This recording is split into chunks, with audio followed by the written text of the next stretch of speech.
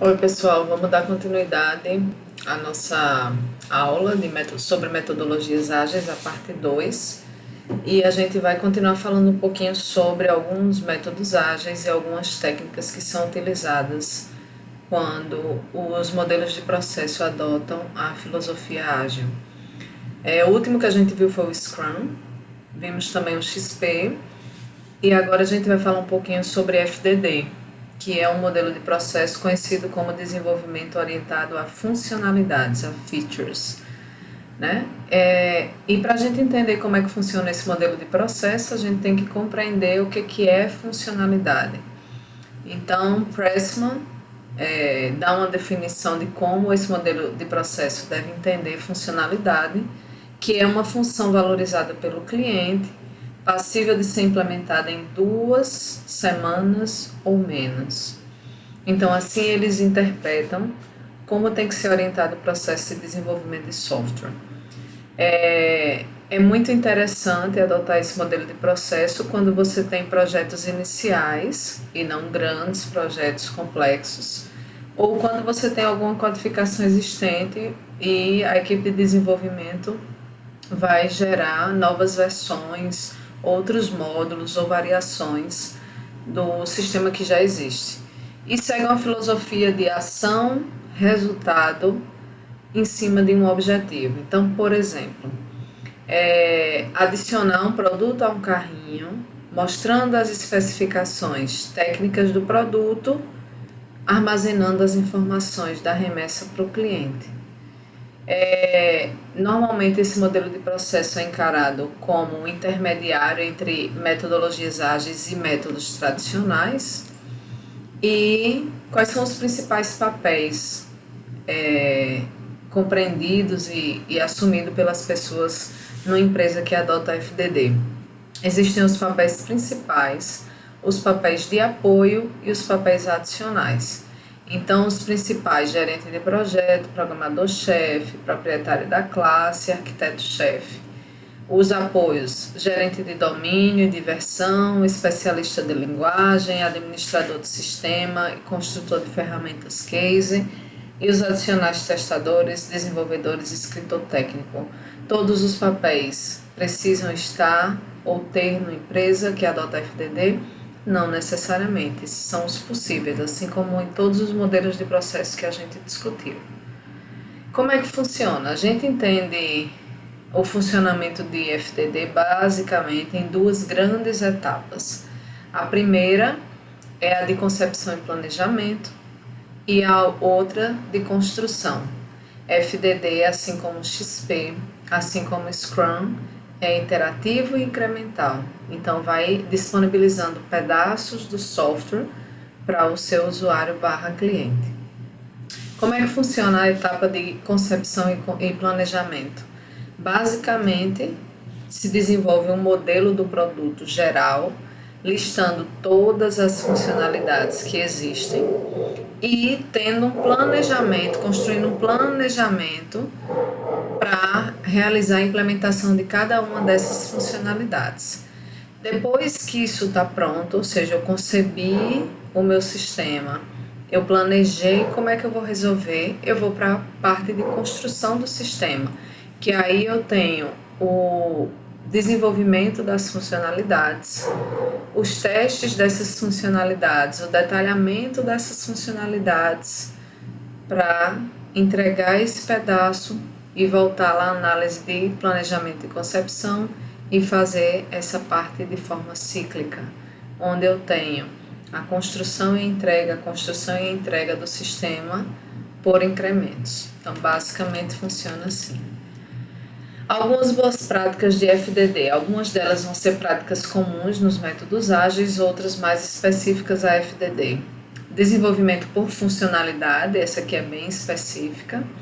Existe a classe proprietária, né, que detém as principais características da funcionalidade que vai ser desenvolvida. Eu tenho uma equipe de recursos pensando na alocação disso de forma contínua. A inspeção do código é realizada constantemente. Tem o gerenciamento de configuração para controle de versão, controle de mudança e construção dos sistemas.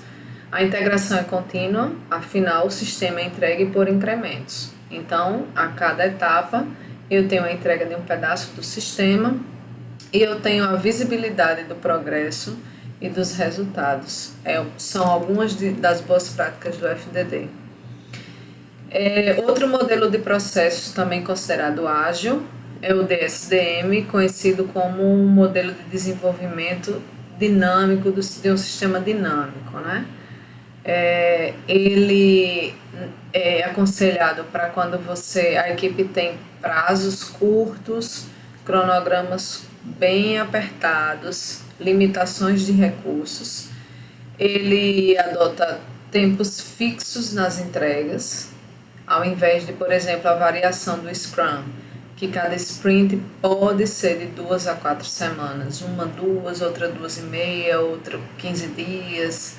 Então, aqui tem tempos fixos de entrega, estabelece recursos para cada desenvolvimento e usa uma técnica de time box. O que é isso? O nome já está dizendo, uma caixinha de tempo.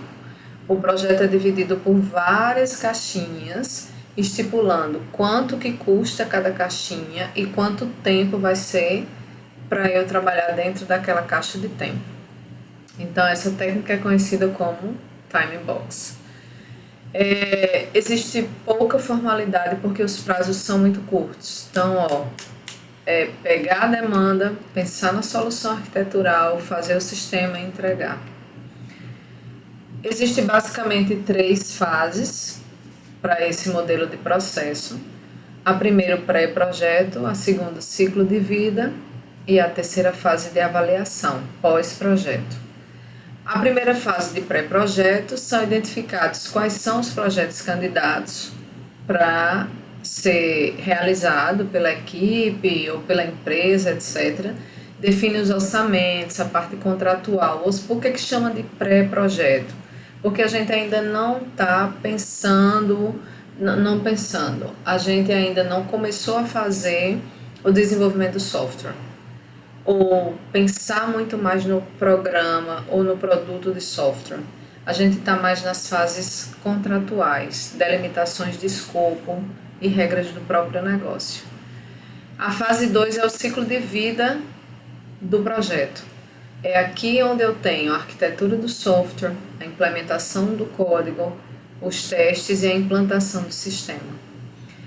Antes da própria construção, eu tenho, óbvio, o estudo de viabilidade e as regras de negócio, a definição das regras de negócio. Então, é viável tecnologicamente, a gente tem equipe para fazer, etc. Então, tem seu estudo de viabilidade, que a gente vai ver com mais detalhes no próximo capítulo, que é de engenharia de requisitos. E depois do estudo de viabilidade, a gente pensa um pouquinho na construção mesmo do sistema, de forma iterativa. E o pós-projeto foca na qualidade.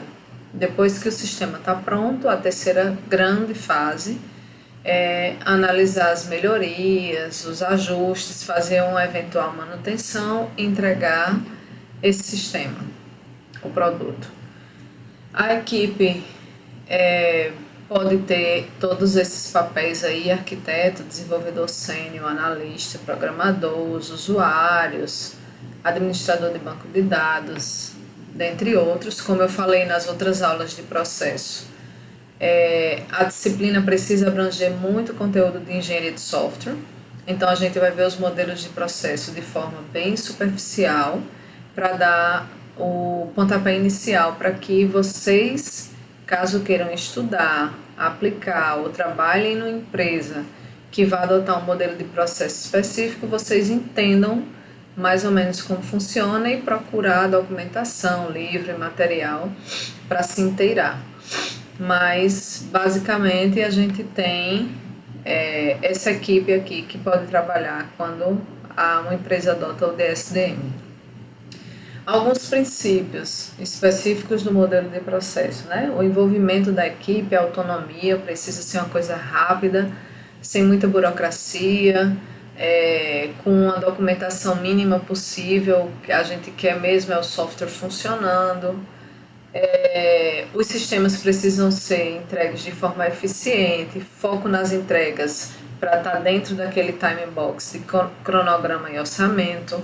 Eu tenho um feedback contínuo para a cada iteração em que o produto é desenvolvido e entregue.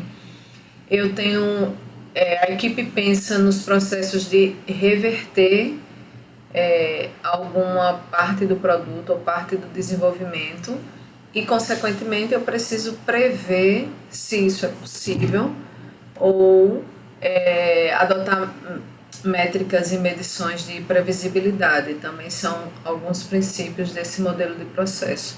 Fora a comunicação, que é um princípio geral dos próprios métodos ágeis, né? A filosofia ágil. E aí, depois de a gente ver de forma bem resumida esses modelos de processo ágeis, a gente vai começar agora um pouquinho a falar sobre algumas técnicas que são adotadas e que algumas vezes eu já escutei muitos alunos, inclusive professores e pesquisadores, ainda discutirem um pouco se algumas dessas técnicas são, na verdade, modelos de processo ou se são boas práticas, técnicas, sistemas de suporte, etc. E dentre essas técnicas, que existem várias para metodologias ágeis, a gente vai ver 3 que são bem recorrentes, inclusive em vários métodos ágeis, que é Kanban, TDD e BDD. Eu já escutei, né, muitas pessoas falarem: eu estou usando aqui TDD como modelo de processo, eu estou usando BDD como modelo de processo. A gente vai ver que, por mais que haja alguma divergência ainda, a literatura majoritária entende e compreende essas 3 citações que eu falei, Kanban, TDD e BDD, como técnicas e não modelos de processo. A gente tem que lembrar da primeira aula sobre modelos de processo, que acho que foi a aula 2, que para ser considerado um processo de desenvolvimento de software, eu preciso ter definição de fases, eu preciso ter o fluxo em que elas acontecem, eu preciso ter técnicas e ferramental que dê suporte a implementar, eu preciso ter a definição dos papéis, quem vai trabalhar em cada etapa, eu preciso ter a definição dos artefatos que são gerados de produto de software, desde a parte de concepção do software até a parte de conclusão. Então, a definição de um modelo de processo não é simplesmente dizer como se faz um teste, ou dizer como se faz uma história de usuário, ou dizer como se descreve requisitos não funcionais. Teve essa descrição, fiz essa ferramenta, então eu sou esse modelo de processo. A gente propor um modelo de processo, adotar um modelo de processo e compreender um modelo de processo é muito mais complexo do que simplesmente propor uma técnica. Então, nesse curso, a gente vai compreender que Kanban é uma ferramenta de suporte, é um sistema, é uma forma de compreender e dar suporte às metodologias ágeis, né? Kanban a origem é uma palavra japonesa que significa cartão visual ou cartão de sinalização. E aí, quem adota Kanban usa aquele lema de que a imagem vale mais que 1000 palavras. Chama muito mais atenção a uma equipe de desenvolvimento. Você tem um quadro branco com um monte de post-it vermelho de tarefas que não foram feitas e já passou o prazo, um monte de post-it laranja ou amarelo dizendo que isso daqui o prazo está se esgotando e precisa prestar atenção para que esteja dentro daquele prazo estipulado, quer seja na sprint, no time box, etc. E um monte de post-it vermelhinho fazendo uma listagem de quais funcionalidades já foram desenvolvidas, por exemplo. Muitas vezes estudos apontam que isso é muito mais eficiente para a equipe entender e ter esse feedback contínuo de como é que essas funcionalidades estão sendo desenvolvidas e como é que está o progresso do produto que está sendo desenvolvido.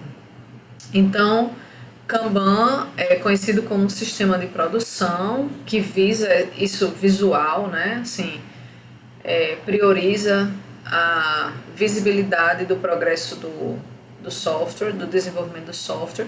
Foi usado pela primeira vez na área de engenharia de software na Microsoft. E aí eu trouxe uma definição para vocês que resume bem o que é essa técnica, né?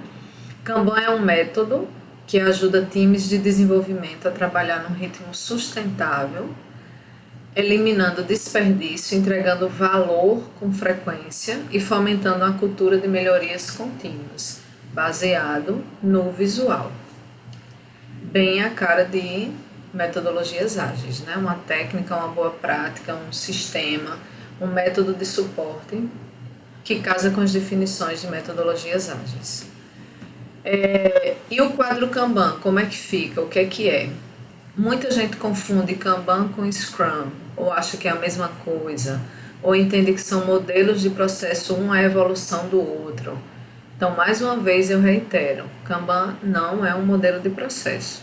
É um método que pode ser inclusive utilizado por diferentes métodos de processo ágil, como Scrum, por exemplo, como o próprio XP.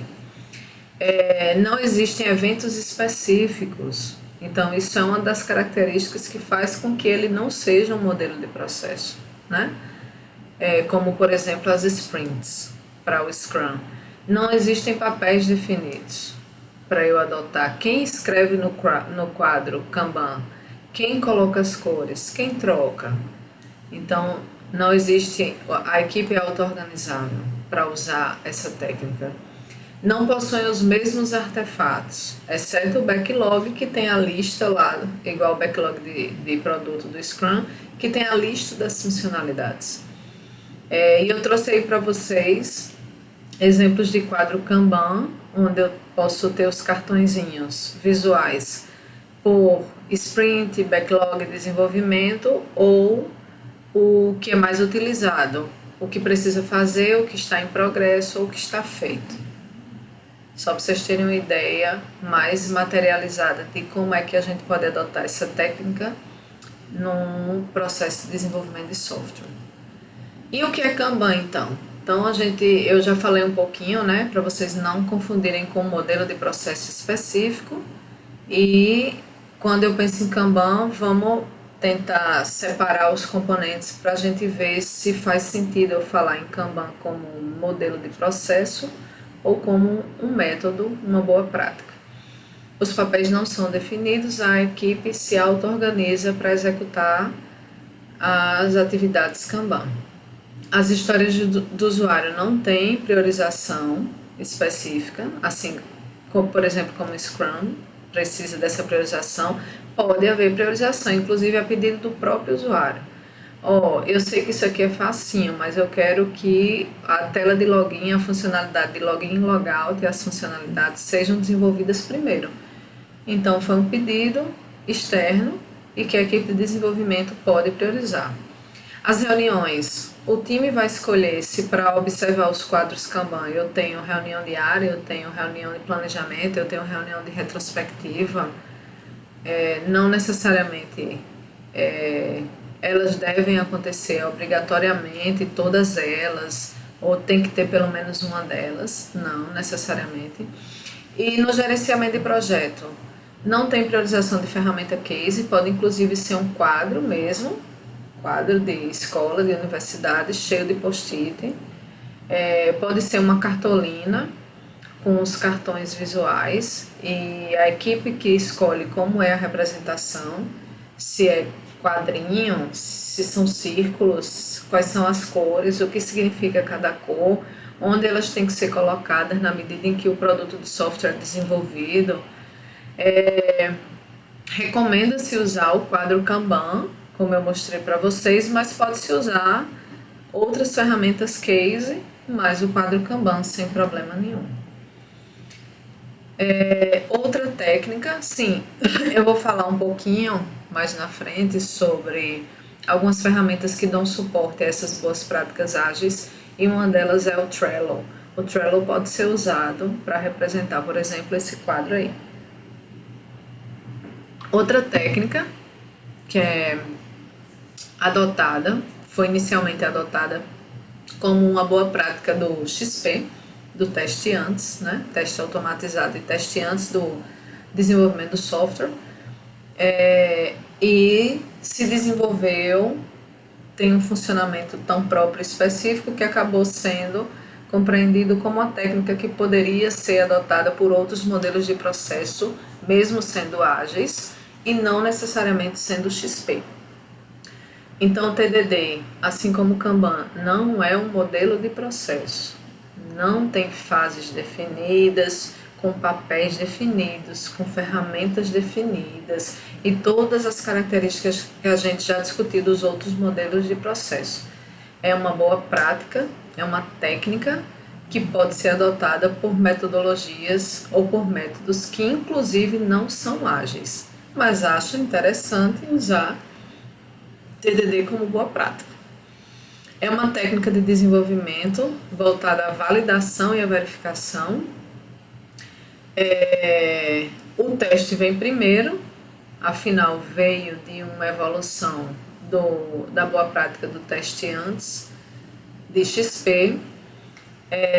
A depuração do código é uma grande característica. Então, para quem não sabe o que é depuração de código, a gente vai falar um pouquinho no capítulo de testes, mas de uma forma bem sucinta é você executar o seu sistema acompanhando o que acontece por trás. Quem usa o Eclipse, por exemplo, e as ferramentas como NetBeans, Eclipse e Visual Studio, existem formas de você fazer o debugging ou depuração em português. Quando você executa, ele abre interface gráfica se tiver, e por trás você vai vendo na tela do Eclipse como é que está a sua variável, o valor que está sendo atribuído em memória, qual é o método que foi chamado, quais os parâmetros que foram chamados, quais as classes que foram criadas. Então, na tela do seu computador, você tem a tela principal do sistema que está sendo executado, você vai clicando nessa tela, interagindo com o sistema, como se não tivesse nada por trás, e aqui do lado você tem o Eclipse com uma tabelinha mostrando tudo que está acontecendo e marcando na linha de código qual foi o método chamado e fazendo a depuração do sistema em tempo de execução. E aí isso é muito usado para quando você adota TDD. E os testes são assertivos, né? Então, você basicamente afirma que depois de executar algum método ou alguma função, algum procedimento no seu sistema, a depender da linguagem de programação, você faz uma assertiva de que um valor A é igual ou diferente ao valor B. E aí, o teste ele é verificado, se sim ou se não, por exemplo, testes unitários, para ver se aquele método funcionou bem, para ver se a variável está sendo acessada, para ver se o valor é atribuído àquela variável foi atribuído de forma correta e por aí vai. Mas basicamente funciona assim. E como é que a gente cria o teste antes de pensar no produto? No software, nas funcionalidades, nas classes, nos métodos. A gente observa lá as especificações do sistema, que pode ser via história de usuário, via documento de requisito. A depender do modelo de processo, você vai ter lá as suas especificações do sistema. Observando isso, você cria o teste. A equipe de teste cria o teste e roda um teste que é para falhar. Eu não tenho o código, então eu vou pensar nas possibilidades de erro e deixar tudo construído para tentar captar esses erros. Depois eu escrevo o código para evitar esses erros. Então, como é que eu faço para o número 1 ser igual ao tipo de retorno desse método? Vamos construir esse método, então. O que é que tem que ter dentro desse método para quando eu passar o 0, por exemplo, me retornar 1? E quando eu fizer aquela assertiva, 1 é igual à execução desse método, eita, casou, deu certo. No começo de tudo vai ser 1 igual à execução disso daqui.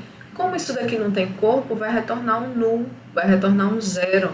Então o teste vai falhar. Aí o próximo passo do TDD se falhou, vamos construir o código agora. Construímos o código até o teste passar. Agora, o retorno desse método está igual ao número 1. O teste passou, agora eu vou refatorar o meu código para ver se tem código copiado, para ver se tem trechos de código extra, para ver se eu posso melhorar a legibilidade, para ver se eu posso melhorar a modularidade do sistema. Então, o objetivo é passou no teste, eu faço uma observação para ver se eu posso fazer uma refatoração e evoluir esse código, e assim eu penso na próxima funcionalidade. Faço os testes, faço um teste que falha. Para não falhar, desenvolvo o código.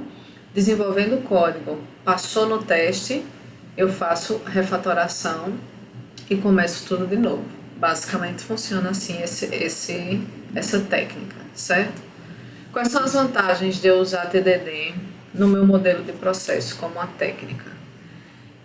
Raramente precisa depurar o código depois, então você está fazendo e já está rodando a bateria de teste. Você não precisa, como em outros modelos de processo, em que o teste é feito depois, você faz o código todo, depois você manda para a equipe de teste fazer teste, depurar, ou antes da equipe de teste, você como programador depurar o seu código, ver se está tudo certinho de acordo com as especificações de arquitetura. Provavelmente não precisa, porque ele já vem de uma construção do próprio teste. Quando bem adotado, a gente tem uma alta cobertura de teste, porque em tese, se as unidades pequenas são testadas e todas passaram no teste, quando eu integro essas partes, o meu sistema está todo testado e todo funcionando, em tese. O código fica modularizado e flexível, e identifica-se falhas de funcionamento logo cedo, porque a gente desenvolve o teste e depois é que desenvolve o código. Algumas limitações. É difícil adotar essa técnica para testes funcionais. Por exemplo, teste de interface gráfica. Como é que eu vou testar a interface gráfica se a interface gráfica não existe, se eu tenho alguns critérios específicos para testar antes, etc. Pode, mas podem ter casos em que eu não consiga, ou testes de banco de dados, por exemplo, teste de carga, de acesso a um determinado banco. Não é impossível, não estou dizendo que não é para ser usado, eu estou dizendo que pode ser que seja mais difícil adotar. Os testes fazem parte da manutenção do sistema, então a equipe, a empresa precisa ter isso na cabeça, isso é um trabalho extra, né? Para as empresas que não adotam TDD, por exemplo, o nível de cobertura de teste pode ser pequeno e, a depender da complexidade do sistema, isso pode causar fracasso completo do projeto, não só fracasso do produto de software.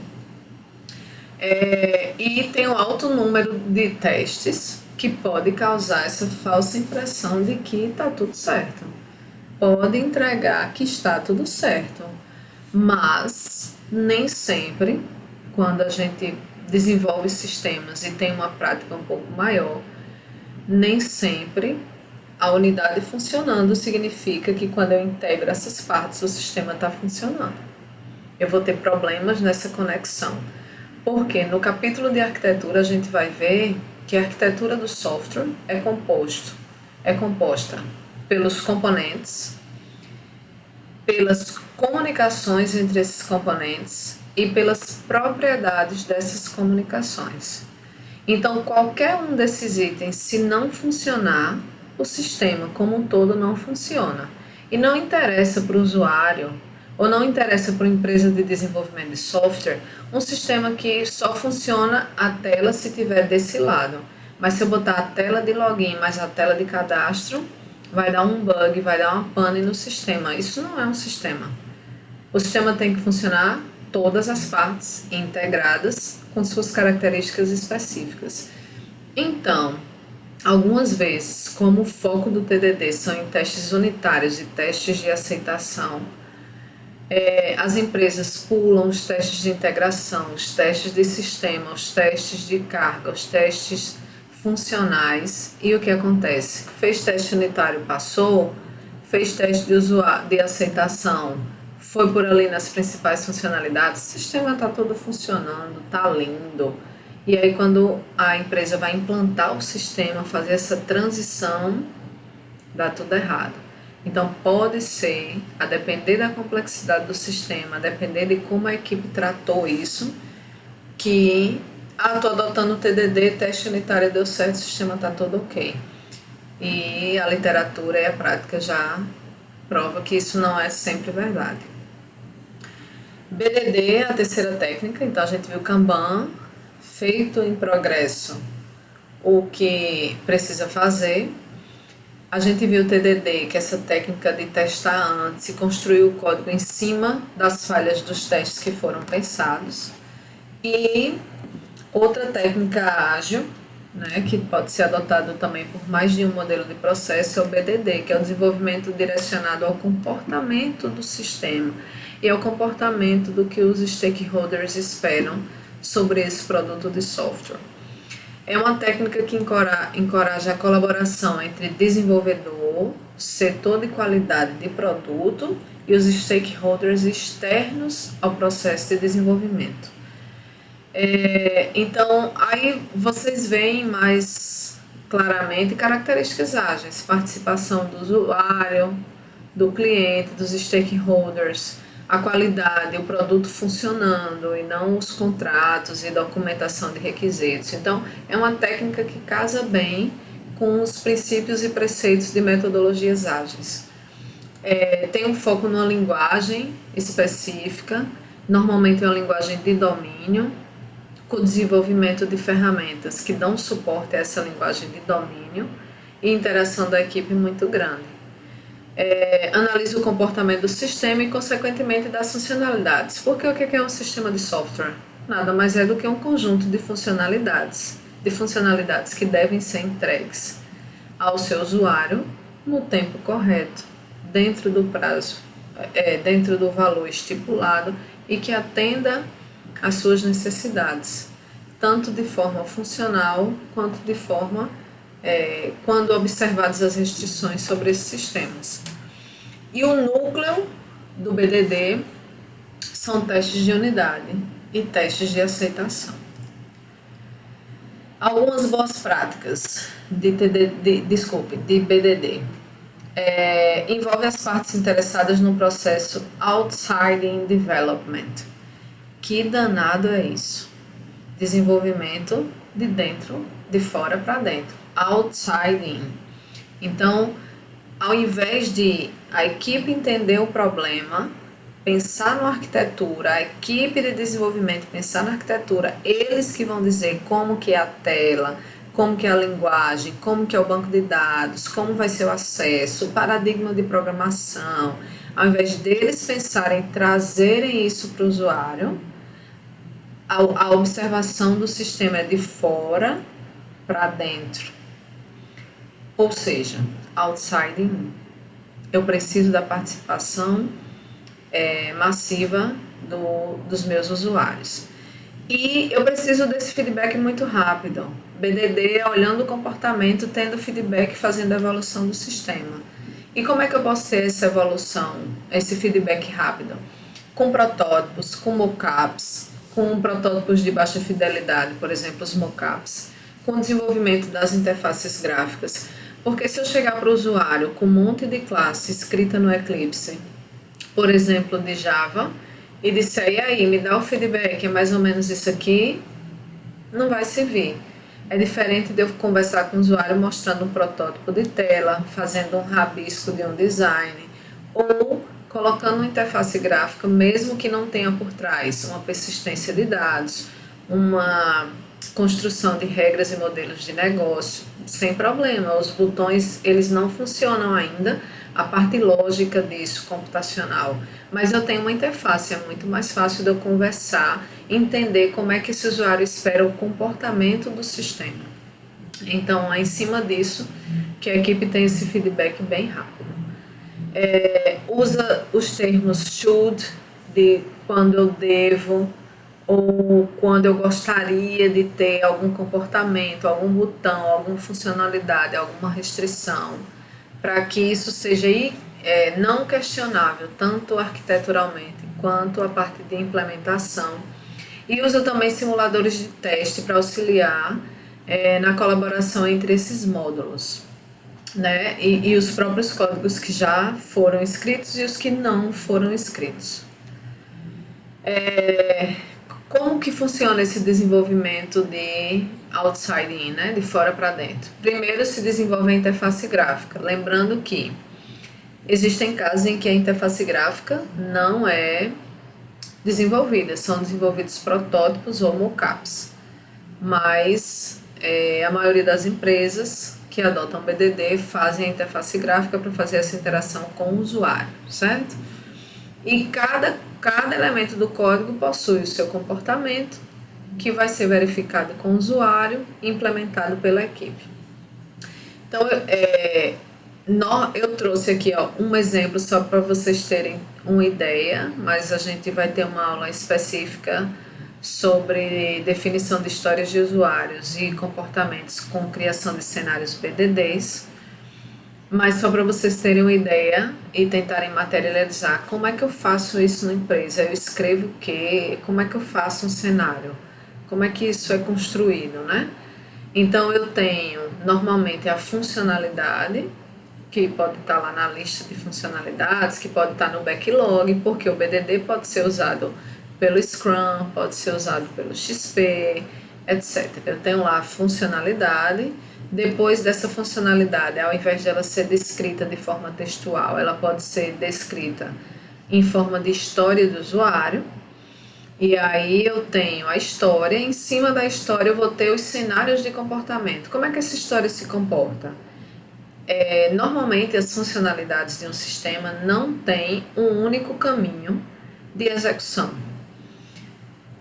O pior cenário é ter dois caminhos. Quando o usuário fez o que deveria e quando o usuário não fez o que deveria. É para fechar, ele abriu. É para abrir, ele fechou. É para botar CPF, ele botou o nome. Não pode botar acento, ele botou. O número de telefone só aceita caractere tipo número, mas ele botou parênteses.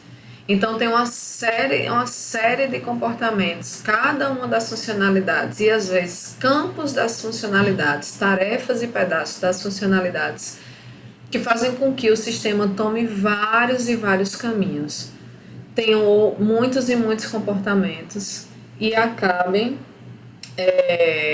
sendo colocados ou direcionados a diferentes estados. E a equipe de desenvolvimento tenta prever esses estados e como é que o sistema vai se comportar perante o usuário se esse estado acontecer e qual o fluxo de execução. Então, eu tenho a funcionalidade, eu posso ter a descrição dela ou as histórias de usuário que correspondem a essa funcionalidade e a construção de cenários BDD, pensando nesse comportamento do sistema para descrever possibilidades de execução. Então, pense aí numa funcionalidade de realizar saque bancário, lá naquele ATM que você bota o cartão, bota a senha e etc. Então, a funcionalidade se chama, no nosso exemplo, realizar saque bancário. A história do usuário que pode representar. Só existe essa forma de escrever? Só existem essas palavras, esses verbos, esses substantivos? Não. E não necessariamente outras que forem escritas de outras maneiras são melhores ou piores. São diferentes formas de fazer a mesma coisa. Um exemplo de história de usuário é essa daqui. Eu, como cliente do banco, quero realizar o saque para obter o meu dinheiro em papel.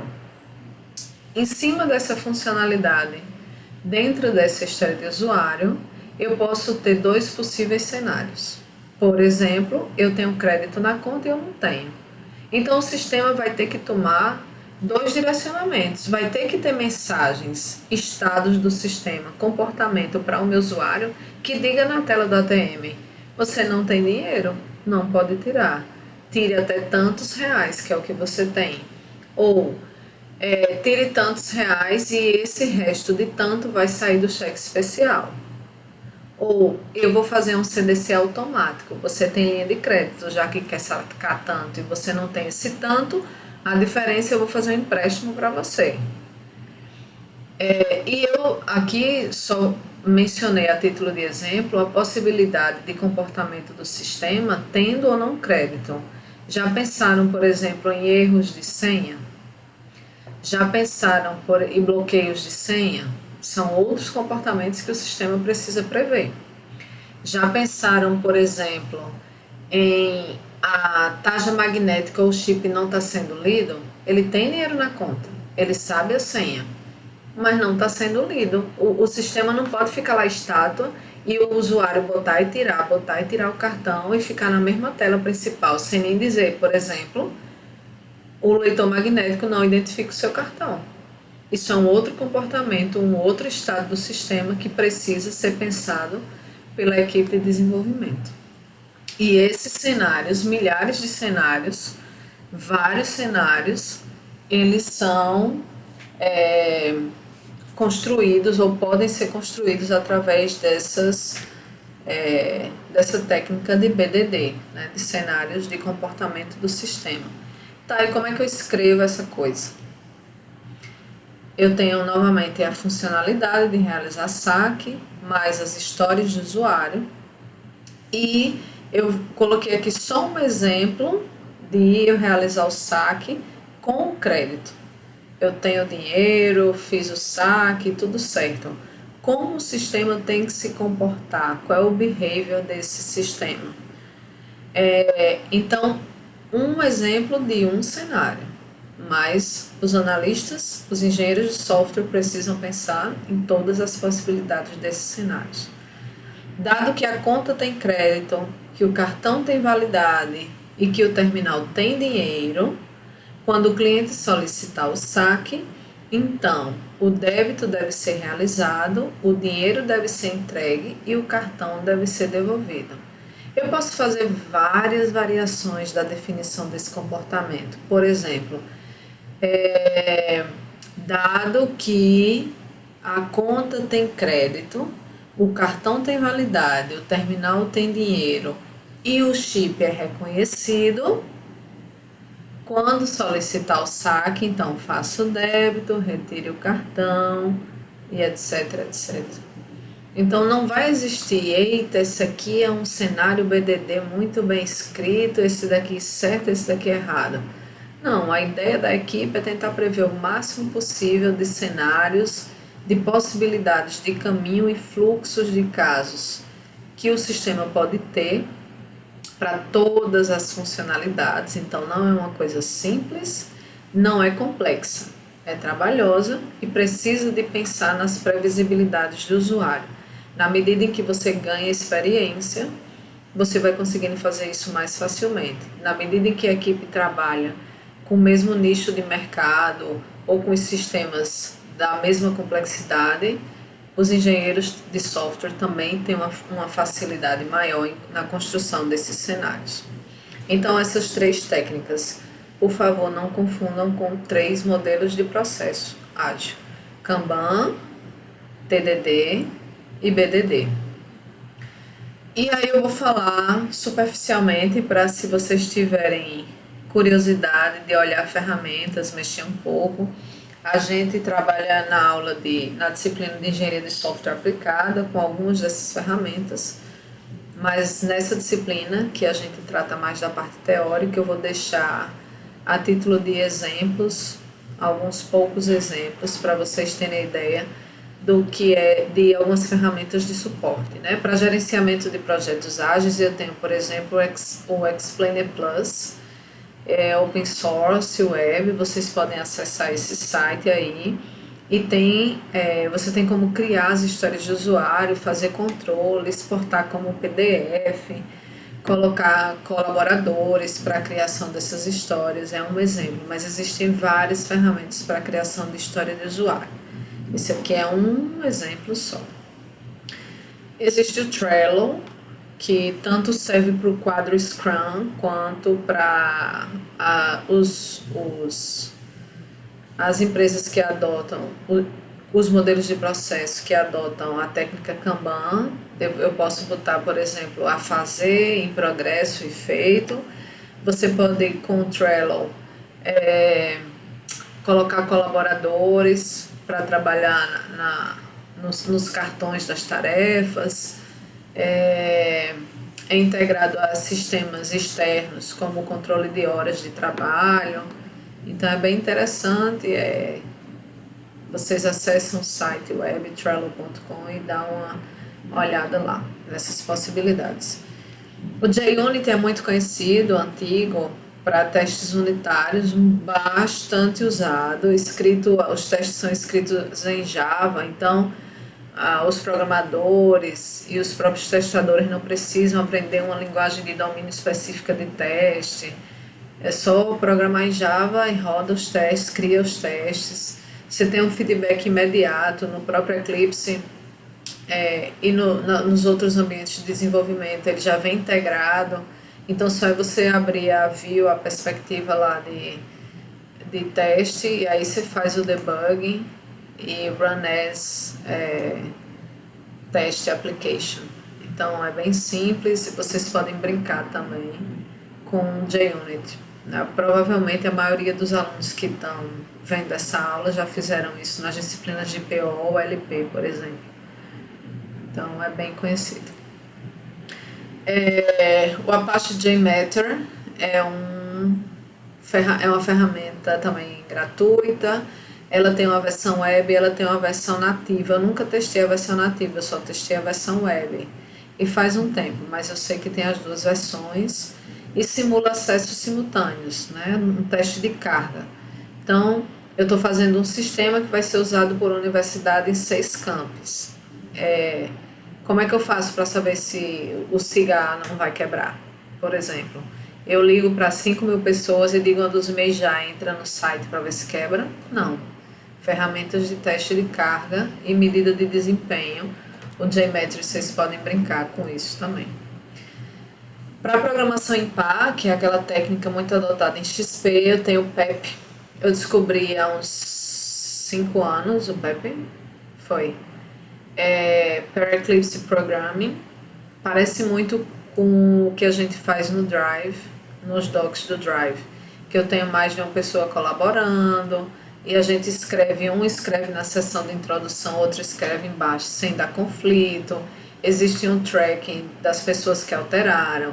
Existe a possibilidade de reverter a códigos anteriores. Existe o chat em tempo real, muito parecido com o Drive do Google, que quando você está interagindo não tem aquelas 3 pontinhos para você fazer comentários e chats em tempo de execução, enquanto você faz a edição do próprio documento. Quando isso daí foi pensado, não era tão difundido. Acho que nem... Eu não sei se existia já o Drive, assim, tão disponível. Talvez sim, mas não era tão difundido. E é muito parecido. É você fazer programação em pá, um programa ou outro observa, depois o outro para de programar na mesma classe. E hoje com essas ferramentas de integração de código e tipo o GitHub com o próprio Git, o SVN, Mercury, por exemplo, com essas ferramentas que dão suporte, talvez o PEP não fique não faça tanto sentido. A gente usa o WhatsApp, a gente usa outras ferramentas para conversar e para codificar junto a gente usa ferramentas de controle de versão e fazemos commits e updates. Mas existe esse plugin, eu testei acho que há um mês e está funcionando legal. Para a criação de cenários BDDs, vocês podem fazer em documentos de edição de texto, mas existe o Cucumber, que é uma ferramenta para dar suporte a essa criação de cenários e roda-se teste em cima dos cenários. Você pode botar português, então eu trouxe aqui um exemplo, aqui você coloca Annotation Language PT e ele entende os comandos das funcionalidades, histórias e cenários BDDs. É uma possibilidade de vocês criarem os cenários BDDs, inclusive da disciplina, no Cucumber. E como é que eu faço a adoção, né? A gente já discutiu lá no comecinho o objetivo das metodologias ágeis, o contexto em que foi criado e etc. Mas Existe dificuldade de implantar ágil quando empresa que não aceita mudanças. Então é complicado. Mudança faz parte dos princípios ágeis, né? Locais de trabalho que não são adequados a práticas. Então, aquilo de propriedade é coletiva, o time é autogerenciável, auto-organizável. Se eu tenho, ao invés de baias, ao invés de grandes espaços coletivos, eu tenho cada um numa salinha trancado em um andar, que ninguém fala com ninguém, com vidro fumê, em que tem uma competição de mérito, quem faz mais ganha mais, quem tem mais linha de código vai receber uma bonificação salarial ou um abono de não vir trabalhar. Então fica complicado, porque vai de encontro aos princípios ágeis, enquanto equipe. Clientes que fazem questão de muitos artefatos. Ah, vocês ficam só conversando comigo e não me dá documento disso, não me dá documento daquilo.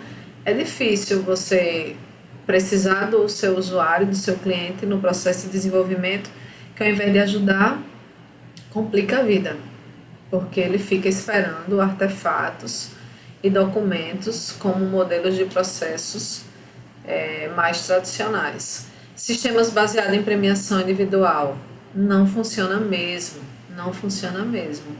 Ninguém vai querer ser coletivo, programar em par, eu vou te ensinar para quê? Eu tenho que saber mais, porque tu é o burrinho ou a burrinha e eu sou a sabidona. Eu preciso programar bem, muito bem, muito bem, muito. E você tem que ficar burro mesmo, porque senão eu vou perder o meu prêmio todo mês. Como vai ser ágil isso? Não rola. E contratos com escopo muito fechado. Em casa, né? São restrições principiológicas de metodologias ágeis. E com ágil, o que é que acontece num processo de desenvolvimento de software? A capacitação da organização para responder facilmente à mudança. A mudança faz parte do processo de desenvolvimento de software, inclusive. A entrega do código funcionando muito mais do que blá blá blá, contrato e estou fazendo teste. O produto sai, o produto com metodologia ágil sai. Princípios que são representados por várias boas práticas. Software funcionando, produto funcionando, funcionalidade entregue. Aumenta-se a produtividade e a satisfação do cliente, afinal ele está em todas as etapas. Ele recebe incrementos funcionando, ele não fica esperando 10 anos para o sistema sair. Então, naturalmente, ele vai ficar muito mais satisfeito do que a adoção de um modelo cascata, a depender do produto, do escopo, da complexidade, em que ele espera um ano para ver a primeira tela.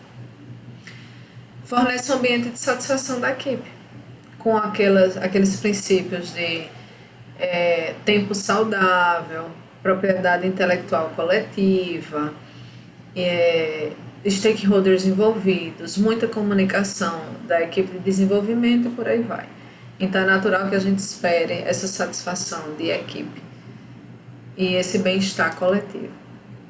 Essas são algumas referências usadas, tem muito material de metodologia ágil, muito livro, muito blog, muito fórum, específicos de cada um dos métodos e muito mais do que eu falei.